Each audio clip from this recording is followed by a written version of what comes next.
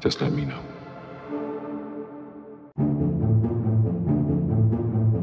In 1950, an article was published in multiple American newspapers highlighting numerous unexplained disappearances between the coast of Florida and the island of Bermuda. The article details 5 separate incidents over the previous half-decade in which 1 boat, 9 planes, and some 135 civilians and crewmen vanished without a trace. It was the first time this particular region of the ocean was suspected of being abnormally prone to nautical vanishments. But as the author failed to provide a cause for this alleged abnormality, a provocative mystery was born. In 1952, a magazine specializing in the paranormal outlined the region of interest as a triangle between the US state of Florida as well as the 2 islands of Puerto Rico and Bermuda.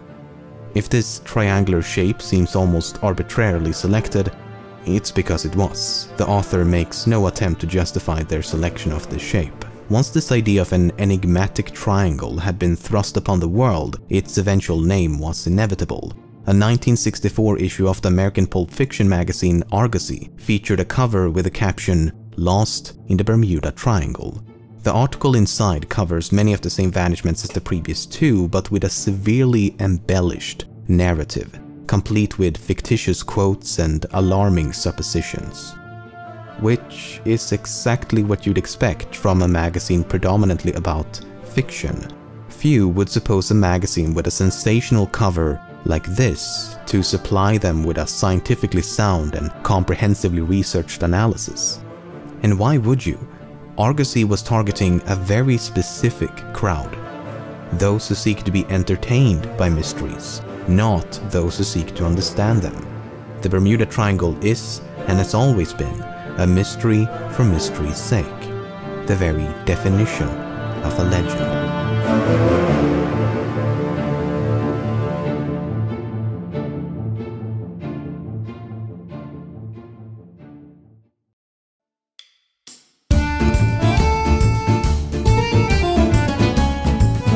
One of the oldest stories said to exemplify the mysterious qualities of the Bermuda Triangle is that of the first transatlantic voyage by Christopher Columbus in 1492. 3 events are said to be of note. The crew observed a fireball of some kind, their compasses inexplicably malfunctioned, and a strange light seemed to be suspended above the ocean surface. The fireball was more precisely described as a marvelous branch of fire that fell from the sky into the sea. While invoking aliens and UFOs would certainly be more exciting, there's really no need, as a meteor would be more than qualified to account for that description. In fact, shooting stars are the most common in September due to the orbit and tilt of the Earth, and this sighting occurred on September the 15th. On September the 17th, the crew noticed their compasses misaligned with the North Star. This was certainly alarming at the time, but we've since learned that this is due to an effect known as magnetic declination. In short, the needle in a compass aligns with magnetic north, while the North Star aligns with true north. More importantly, however, neither of these 2 events occurred anywhere near the Bermuda Triangle, but in the middle of the North Atlantic, a fact that many seem to conveniently disregard. However, the strange light was indeed sighted within the confines of the triangle. Columbus described the light as a small wax candle that rose and lifted up, but he also believed it to be an indication of land and never described it as inexplicable. In fact, mere hours after observing the light, a crewman first caught sight of the American continent, supporting Columbus's suspicion that the light emanated from a nearby landmass, perhaps a torch or bonfire by the indigenous population. As should be evident by now, this is all very mysterious, as long as you refrain from looking beneath the surface. 447-149, Jack! Tell me something. What the hell is happening here? It's flight number 19! 19 what? It's that training mission from the Naval Air Station at Fort Lauderdale! Who flies crates like these anymore? No one! These planes were reported missing in 1945. Flight 19, featured here in Close Encounters of the Third Kind, is possibly the most famous disappearance connected to the Bermuda Triangle. Some would argue it is the catalyst for the entire phenomenon. The story goes like this. On the 5th of December 1945, a squadron of 5 planes departed a naval air station in Fort Lauderdale, Florida. It was a routine navigation exercise that should not have posed a problem for these 14 experienced pilots and crewmen. Some 2 hours into the exercise, the squadron was supposed to be heading back when the pilot of the leading plane reported that he'd become disoriented as both his compasses were malfunctioning. Multiple stations maintained sporadic contact with Flight 19, attempting to determine their current location with little to no success. Communications between the 5 planes were also intercepted, and they could be heard arguing over directions and bearings. As the minutes passed, the signal between the towers and Flight 19 gradually weakened, and it became increasingly difficult to maintain a stable line of communication. Roughly 4 hours after takeoff, Navy personnel was able to approximate the flight's current location at some 200 kilometers north of their intended flight path. A flying boat with designation ST-49 was consequently dispatched to this location, but after a routine transmission, it inexplicably disappeared. 5 hours after takeoff, a final transmission was intercepted. It was simply a failed attempt by one plane to contact another, and Flight 19 was never seen or heard from again. It sure sounds mysterious, but I suspect the devil is not in the ocean, but in the details. The 5 planes were piloted by 4 students and 1 flight instructor named Charles Taylor. Upon departure, one of the students assumed the role of flight leader while Taylor merely acted as a supervisor. After turning north towards the island of Grand Bahama, Taylor believed the student to be guiding them in the wrong direction, so he assumed command of the flight. As you read the radio logs and testimonies by Navy personnel, it becomes evident that Taylor confused the islands in the Bahamas for the islands in the Florida Keys. He was heard saying, "Both my compasses are out and I am trying to find Fort Lauderdale, Florida. I am over land but it's broken. I'm sure I'm in the Keys, but I don't know how far down and I don't know how to get to Fort Lauderdale." In other words, he confused his actual position for this position. This may be hard to accept as Taylor was an experienced pilot, but then consider this. Taylor had previously been stationed as a flight instructor at the Naval Air Station in Miami, and training exercises launched from Miami took place over the Florida Keys. Prior to that, he'd been stationed at Key West in the Florida Keys. So it's entirely possible that Flight 19 was Taylor's first time flying this route over the Bahamas. Something that further supports this theory is that Taylor initially identified himself as MT-28, standing for Miami Torpedo Bomber 28. His correct ID was FT-28 for Fort Lauderdale. This growing confusion of what he knew from experience and what he saw outside his windows is likely why he came to distrust his instruments, as it's highly unlikely that both his compasses malfunctioned simultaneously. As Taylor thought he was in the Keys, he continued flying north in an attempt to reach land, but this had the opposite effect of taking them further out to sea. He was also disincentivized from turning west, as from Taylor's perspective, that would have taken them into the Gulf of Mexico. In reality, turning west would have saved their lives. Meanwhile, the weather was getting worse, the sun was setting, visibility was poor, and the sea grew increasingly violent. The logs reveal how truly desperate the situation became. At one point, Taylor informed his students, "Flying close formation, and when one plane drops to 10 gallons of gas, all planes will land together," suggesting that even in the event of a crash, they would remain as a group. He later continued, "I suggest we fly due east until we run out of gas. We have a better chance of being picked up close to shore." At this point, they're flying away from the coast, out towards the open ocean. Some of the last discernible messages reads, "Have to land on water unless landfall. We may have to ditch any minute." Then there's the flying boat ST-49. ST-49 was initially scheduled for a night navigation exercise when, upon getting a fix on the location of Flight 19, it was diverted into a search and rescue mission. After a routine departure transmission, it was never heard from again. But it was likely seen again. 23 minutes after ST-49 took off, a ship reported seeing a plane catch fire and explode upon impact with the ocean. The resulting inferno continued for several minutes, with flames rising some 30 meters above the ocean surface. Once the ship reached the location of the explosion, it found debris and a pool of oil, but no survivors. Yet another ship equipped with radar observed as a plane vanished from the screen at the exact same time the explosion was sighted. While an explosion is certainly surprising given that pre-flight checks revealed nothing of note, the plane had went aground due to a malfunctioning engine the day before. What exactly went aground entails is not elaborated upon, but it did warrant inspection of the plane's hull. Some Navy personnel immediately presumed the reported explosion was linked to the missing ST-49. Despite a systematic and week-long search involving tens of ships and hundreds of planes, nothing and no one was ever found. Though multiple planes and ships did report sightings of flares and various debris. All available evidence suggests that Flight 19 crashed into the ocean once they ran out of fuel, while ST-49 combusted and exploded, possibly due to a malfunctioning engine. The 6 planes and all 27 airmen aboard sank into the ocean, leaving no trace behind. But not every incident can be so thoroughly explained.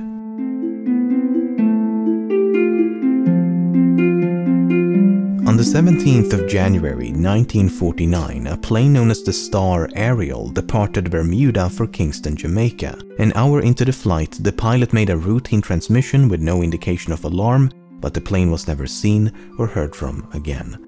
There was no evidence of a crash and no distress call had been transceived. The weather was excellent for the entire duration of the flight. The pilot and his crew was highly experienced and had flown this specific route many times before, and the plane was in working condition prior to departure. A succeeding investigation failed to determine a probable cause due to a lack of evidence.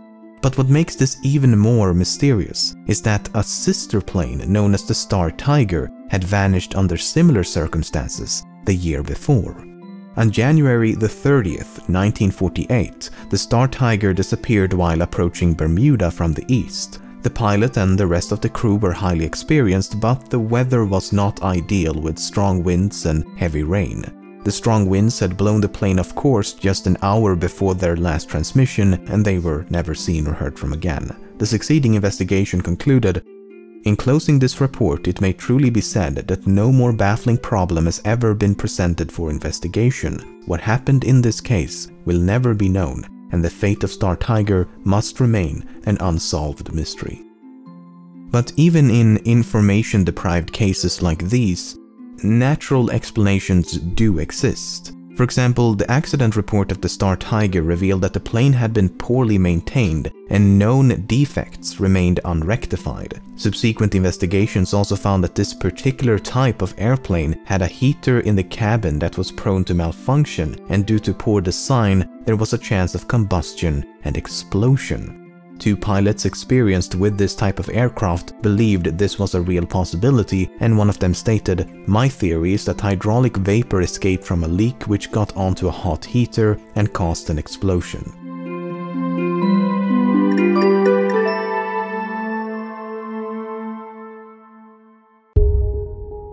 Perhaps one of the most mysterious incidents is that of the 5-masted sailing vessel Carroll A. Deering.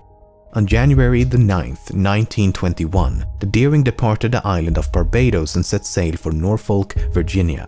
Less than 3 weeks later, the ship was sighted by a lightship near the coast of North Carolina, and the lightship's engineer took this photograph as she passed by.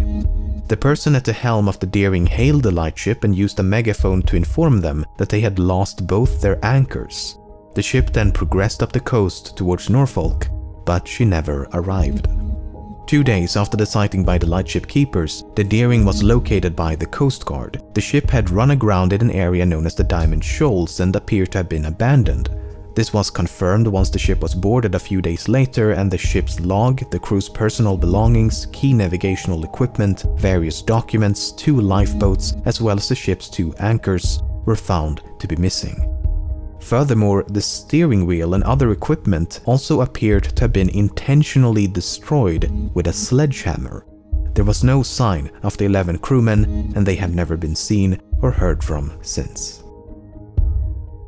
A few months later, a man named Christopher Columbus Gray discovered a message in a bottle not far from the wreckage, and it reads as follows. Deering captured by oil-burning ship, something like a chaser, taking off everything, handcuffing crew, crew hiding all over ship, no chance of escape. Finder, please notify headquarters of Deering. The message was perceived to be genuine, and thus it was presumed that the crew of the Carroll A. Deering had fallen victim to piracy.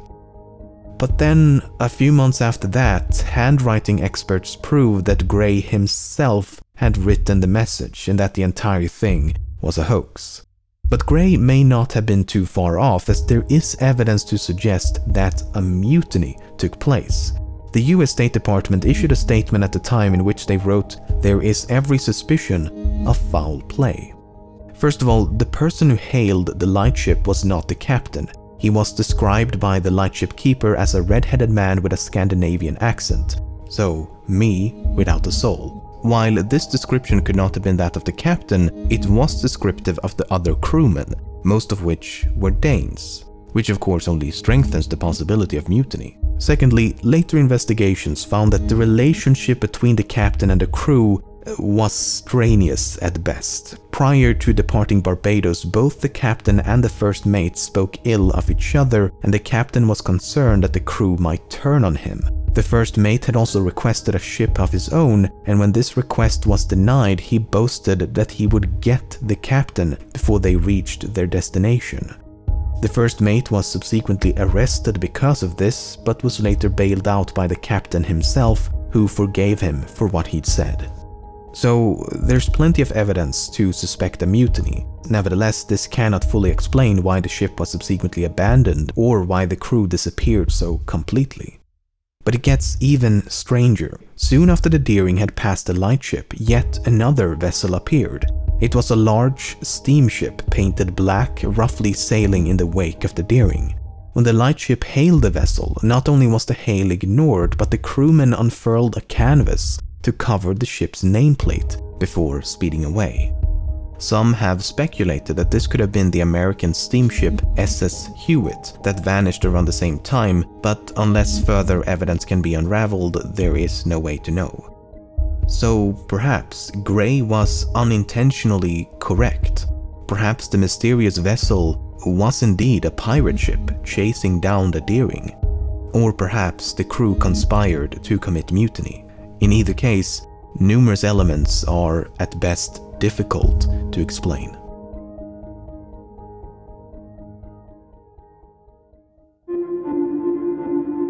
To conclude this video, I'd like to talk about the triangle itself. If the Bermuda Triangle was anything but a legend, why is it not marked on publicly available maps and nautical charts? If the US Coast Guard is so concerned with the safety of others, don't you think they have a responsibility to warn the populace about this abnormally dangerous region of the ocean? Yet they and every other relevant authority willfully allow hundreds of ships and planes to sail and fly through the region every single day without as much as a warning. If we need a sign for wet floors, a sign for imminent death by supernatural forces seems justifiable. After all, the region that is the Bermuda Triangle is a highly trafficked region of the ocean. Now, one could argue that more traffic equals more accidents, thus more vanishments, but that would almost make a bit too much sense. One of the articles I showcased at the beginning of the video concludes with this open-ended question. Will somebody please come up with an explanation or even suggestion as to just where all these planes, ships, and possibly submarines did go? I'm gonna take a wild stab at this and say the ocean. The ships and planes and possibly submarines sank into the depths of the ocean. Do they float? Oh. Nope, they sink. I don't know what to tell you, but a catastrophe at sea and buoyancy are just not the best of friends. Besides, do you really want to listen to a clown in a sewer drain over the physical laws of reality itself? Oh yes.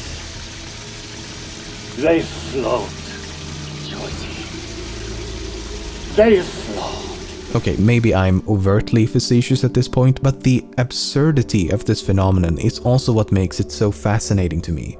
Despite my best efforts, I've been totally unsuccessful in my attempts to understand what exactly constitutes as a Bermuda Triangle disappearance. how does one know when to attribute a missing craft to the Bermuda Triangle? It sounds like, and it truly should be, an easy question to answer, but it is anything but. In some cases, such as in the case of Flight 19, the incident occurred within the general confines of the triangle, but Flight 19 is an exception. Most vanishments occur when the route of a plane or ship simply overlapped the triangle.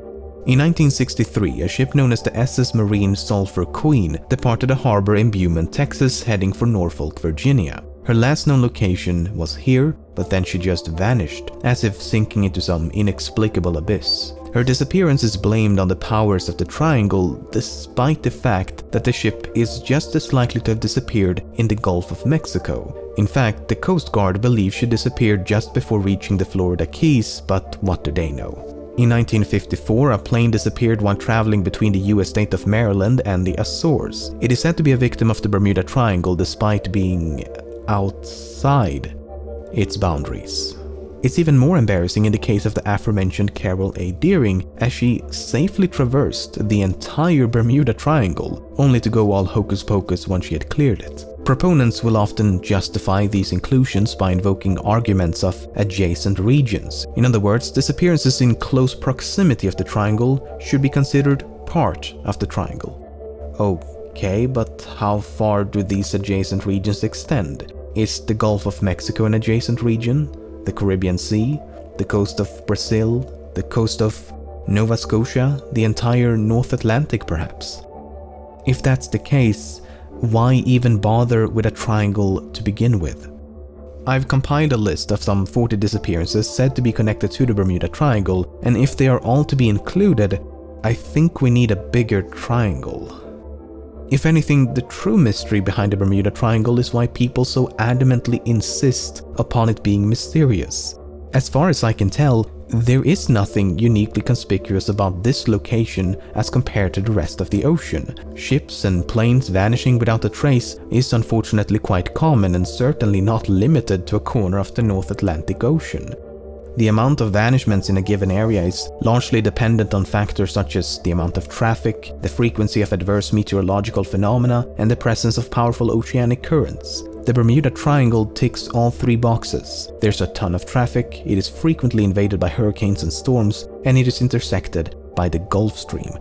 But I have to say the most crucial flaw of this alleged enigma is the variation. The fundamental aspect of the Bermuda Triangle is that these incidents can somehow be correlated, yet each disappearance could not be more different. Some vanishments occur during a storm, some when the sky is clear, some when the sea is turbulent, some when the sea is calm, some during the day, some during the night. Probable causes include mechanical failure, explosions, human error, sabotage, fuel starvation, inexperience, piracy, mutiny, etc. Some ships and planes are brand new, some are many decades old, some are extremely large, some are tiny. Bodies, debris and wreckage can at times be recovered, other times it cannot. A distress signal is sometimes transceived, sometimes it is not. It involves every type of vessel and every type of aircraft. They can be traveling at any speed, in any direction, at any altitude, with any number of passengers for any amount of time, for any reason. Whatever this mysterious force is, it is certainly not selective about what, when, or how it strikes.